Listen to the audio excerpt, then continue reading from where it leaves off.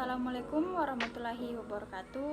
Perkenalkan, nama saya Widianti dengan NIM 505121035 Prodi Jurnalistik.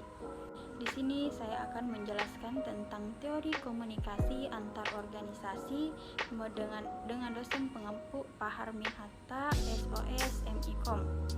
Pengertian komunikasi. Komunikasi atau dalam bahasa Inggrisnya communication, menurut asal katanya berasal dari bahasa Latin yaitu komunikasi. Komunikasi adalah suatu proses ketika seseorang atau kelompok masyarakat menggunakan informasi agar terhubung dengan lingkungannya. Pada umumnya, komunikasi terjadi secara lisan atau verbal. Komunikasi dapat terjadi jika ada persamaan antar penyampaian pesan dengan orang yang menerima pesan. Pengertian organisasi. Secara umum, pengertian organisasi dapat didefinisikan sebagai sebuah sistem yang terdiri dari sekumpulan individu terhadap pembagian kerja kelompok dalam rangka mewujudkan tujuan yang telah diciptakannya secara sistematis dan struktural. Dalam organisasi terdapat beberapa batasan yang dapat ditunjukkan dalam sebuah organisasi tersebut.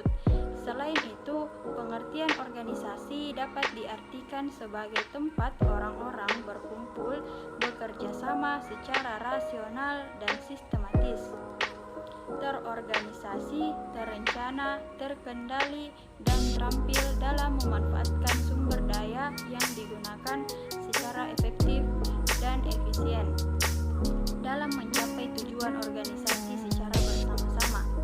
Pengertian komunikasi dalam organisasi. Komunikasi organisasi adalah komunikasi antar manusia yang terjadi dalam konteks organisasi. Terjadi jaringan pesan satu sama lain yang bergantung satu sama lain. Elemen organisasi: struktur sosial, partisipasi, tujuan, teknologi, dan lingkungan. Adapun karakteristik organisasi yaitu dinamis, memerlukan informasi, mempunyai tujuan, dan terstruktur. Teori organisasi. Teori klasik. 1. Menekankan pembagian pekerjaan untuk mendapatkan hasil yang maksimal dengan biaya efisien mungkin. 2. Menekankan pada spesialisasi pekerjaan, otoritas, kontrol, dan pendelegasian tanggung jawaban. 3. Menekankan pada pentingnya bentuk struktur hierarki yang efektif bagi organisasi. Adapun teori sistematis, pengolahan didasarkan pada prinsip. 1. Pembagian kerja, otoritas dan tanggung jawab, kesatuan komando, kesatuan arah, minat masing-masing bawahan terhadap minat umum, pembayaran yang wajar, serta sentralisasi mata rantai komando, perintah, kerjasama, stabilitas, dan kedudukan personil yang tetap, inisiatif, dan rasa kesatuan korps. B. Teori biografi dengan karakteristik. A. Adanya aturan-aturan atau norma-norma dan prosedur-prosedur yang baku mengenai apa yang dilakukan dalam menyelesaikan tugas organisasi. B. Spesialisasi peranan anggota organisasi menurut pembagian kerja. C. Hierarki, otoritas organisasi secara formal. D. Pekerjaan karyawan dikualifikasikan berdasarkan kompetensi teknis dan kemampuan pekerjaan. E. Saling pertukaran dalam pekerjaan sehingga memungkinkan orang lain menggantikan pekerjaan seseorang. F. Hubungan interpersonal antar anggota organisasi bersifat profesional atau personal. G. Deskripsi pekerjaan yang rinci harus diberikan kepada anggota organisasi yang merupakan pedoman dalam melaksanakan tugas dan tanggung jawab. H. Rasionalitas dan kemungkinan meramal aktivitas organisasi dalam penyelesaian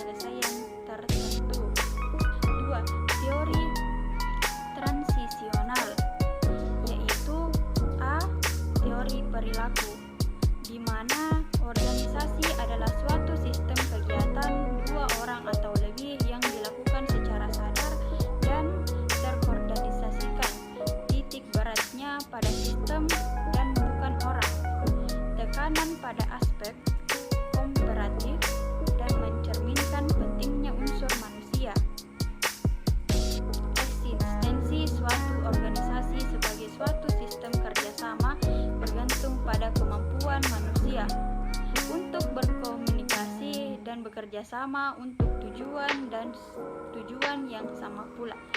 B. Teori Barnard.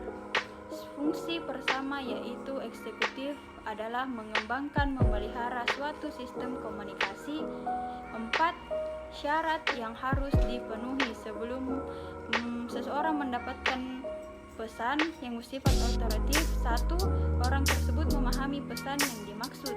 2. Orang tersebut percaya bahwa pesan yang disampaikan tidak bertentangan dengan organisasi. 3. Orang tersebut percaya bahwa saat itu ia memutuskan untuk bekerja sama, bahwa pesan yang dimaksud sesuai dengan minatnya. 4. Orang tersebut memiliki kemampuan fisik dan mental untuk melaksanakan pesan. Komunikasi organisasi atau teori motivasi. Teori definisi motivasi. Teori ini didasari oleh 3 teori kebutuhan atau kekurangan sesuatu yang bersifat motivasi, antara lain. 1. Teori hierarki.